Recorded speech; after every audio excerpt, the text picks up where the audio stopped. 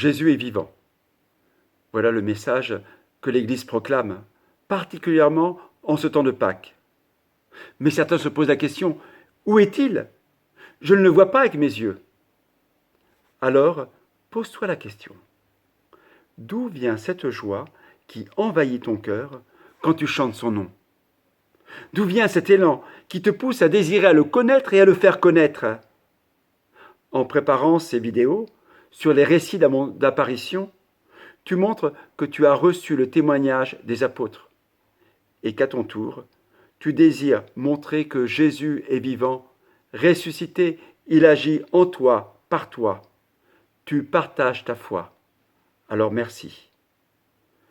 Ainsi, aujourd'hui, tu transmets ta joie et ton espérance, bien au-delà du cercle du caté, bien au-delà du cercle familial. Criez de joie, Christ est ressuscité, il est vivant comme il l'avait promis. Alléluia, Christ est ressuscité, il nous ouvre la vie.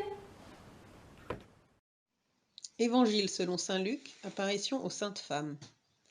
Le premier jour de la semaine, à la pointe de l'aurore, les femmes se rendirent au tombeau, portant les aromates qu'elles avaient préparés.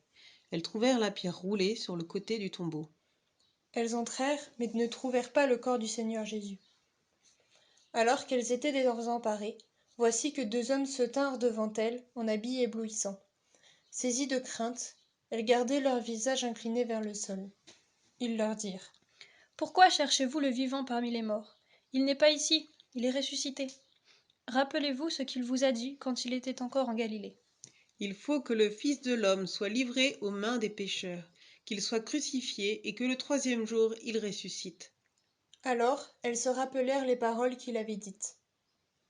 Revenues du tombeau, elles rapportèrent tout cela aux 11 et à tous les autres. C'étaient Marie-Madeleine, Jeanne et Marie, mère de Jacques. Les autres femmes qui les accompagnaient disaient la même chose aux apôtres. Mais ces propos leur semblèrent délirants et ils ne les croyaient pas. Alors, Pierre se leva et courut au tombeau. Mais, en se penchant, il vit les linges et eux seuls. Il s'en retourna chez lui, tout étonné de ce qui était arrivé.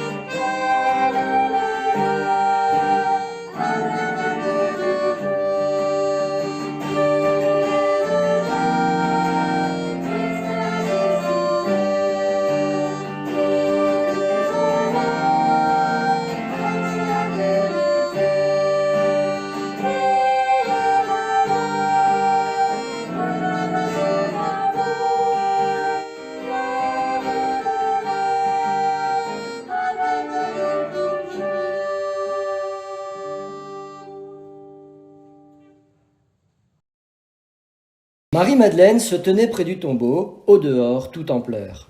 Et en pleurant, elle se pencha vers le tombeau. Elle aperçoit 2 anges vêtus de blanc, assis l'un à la tête et l'autre aux pieds, à l'endroit où avait reposé le corps de Jésus. Ils lui demandent : « Femme, pourquoi pleures-tu ? » Elle leur répond : « On a enlevé mon Seigneur, et je ne sais pas où on l'a déposé. » Ayant dit cela, elle se retourna. Elle aperçoit Jésus qui se tenait là. Mais elle ne savait pas que c'était Jésus. Jésus lui dit : « Femme, pourquoi pleures-tu ? Qui cherches-tu ? » Le prenant pour le jardinier, elle lui répond : « Si c'est toi qui l'as emporté, dis-moi où tu l'as déposé, et moi j'irai le reprendre. » Jésus lui dit alors : « Marie !» S'étant retournée, elle lui dit en hébreu : « Rabouni !» c'est-à-dire maître. Jésus reprend : « Ne me retiens pas, car je ne suis pas encore monté vers le Père. Va trouver mes frères pour leur dire que je monte vers mon Père et votre Père, vers mon Dieu et votre Dieu. » Marie-Madeleine s'en va donc annoncer aux disciples : « J'ai vu le Seigneur !» Et elle raconta ce qu'il lui avait dit.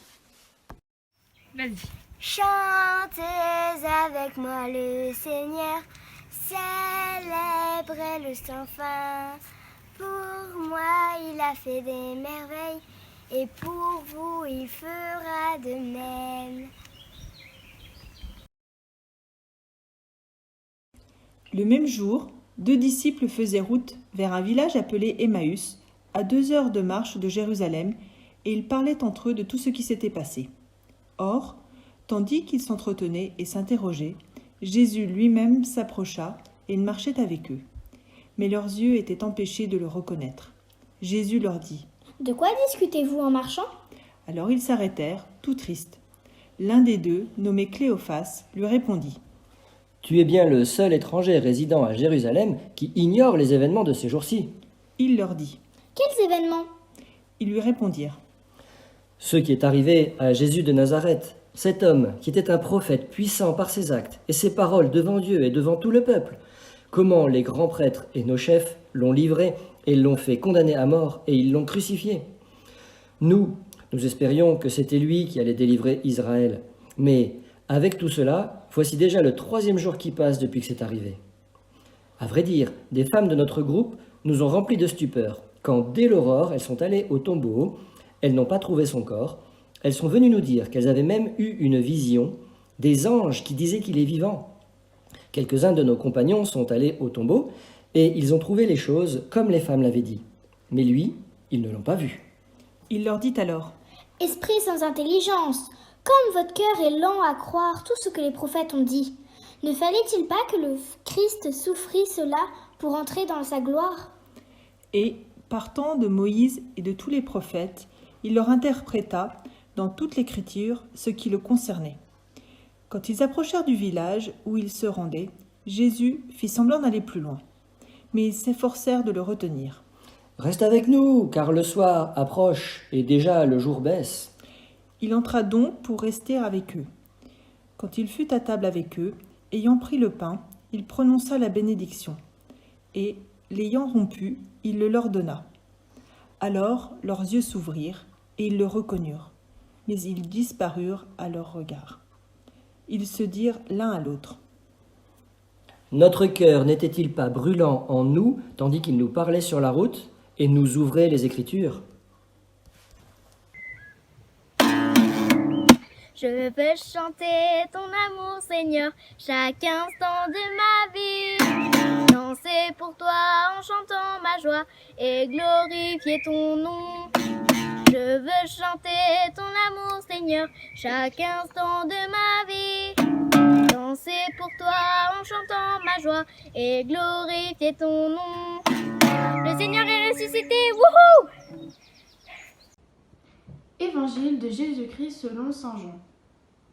Le soir venu, en ce premier jour de la semaine, alors que les portes du lieu où se trouvaient les disciples étaient verrouillées par crainte des Juifs, Jésus vint, et il était là au milieu d'eux.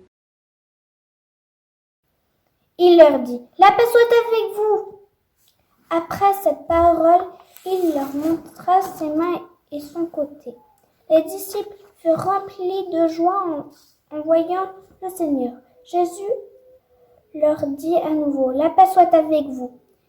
De même que le Père m'a envoyé, moi aussi je vous envoie. » Ayant ainsi parlé, il souffla sur eux et il leur dit : « Recevez l'Esprit Saint. À qui vous remettez ses péchés, ils seront remis. À qui vous maintiendrez ses péchés, ils seront maintenus. »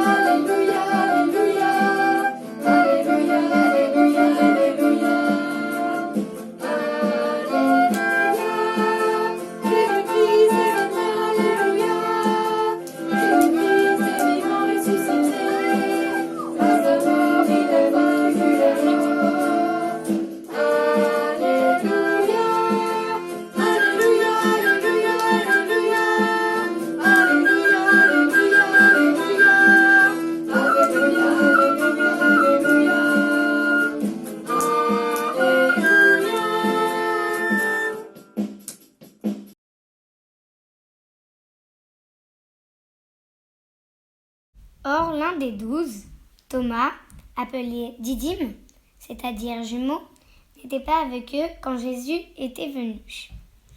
Les autres disciples lui disent « Nous avons vu le Seigneur !» Mais il leur déclara « Si je ne vois pas dans ses mains la marque des clous, si je ne mets pas mon doigt dans la marque des clous, si je ne mets pas la main dans son côté, non, je ne croirai pas. » 8 jours plus tard, les disciples se trouvent de nouveau dans la maison. Et Thomas est avec eux. Jésus vient alors que les portes étaient verrouillées. Et il était là, au milieu d'eux. Il dit « La paix soit avec vous. » Puis il dit à Thomas « Avance ton doigt ici et vois mes mains. Avance ta main et mets-la dans mon côté. Cesse d'être incrédule, sois croyant. » Alors Thomas lui dit « Mon Seigneur et mon Dieu. » Jésus lui dit « Parce que tu m'as vu, tu crois. Heureux ceux qui croient sans avoir vu. »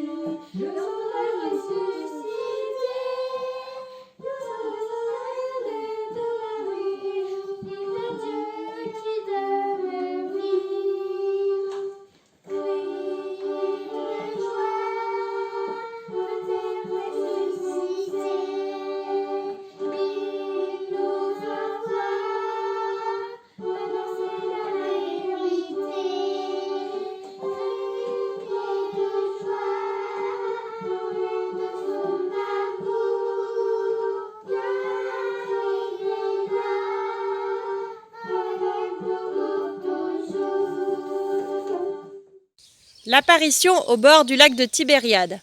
Évangile selon saint Jean, chapitre 21, versets 1-14. Après cela, Jésus se manifesta encore aux disciples sur le bord de la mer de Tibériade, et voici comment. Il y avait là, ensemble, Simon-Pierre avec Thomas, appelé Didyme, Nathanaël, les fils de Zébédée, et deux autres de ses disciples. Simon-Pierre leur dit « Je veux manger à la pêche, nous aussi nous venons avec toi. » Ils partirent et montèrent dans la barque. Or, cette nuit-là, ils ne prirent rien.